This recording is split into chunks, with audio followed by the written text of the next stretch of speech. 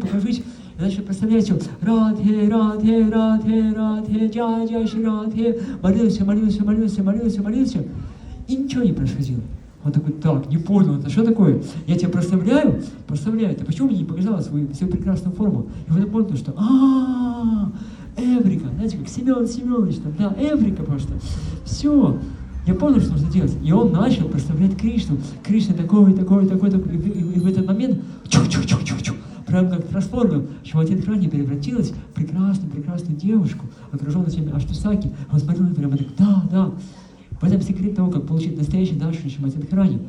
Ей нравится, когда ее прославляют, но еще больше ей нравится, когда прославляют ее господина, того, кого очень дорог ей, Кришну. Поэтому, если вы хотите сегодня порадовать Шримати Радхарани, как можно больше Кришну прославляйте. Кришна такой. Можете пытаться звать ее как-то, обращаться к ней. Радхе, это Радха, звать на падеже. Она может прийти, может не прийти. То есть вы будете кричать Кришна, точно придет, 100%. Поэтому это секрет того, как получить дар Шримати Радхарани.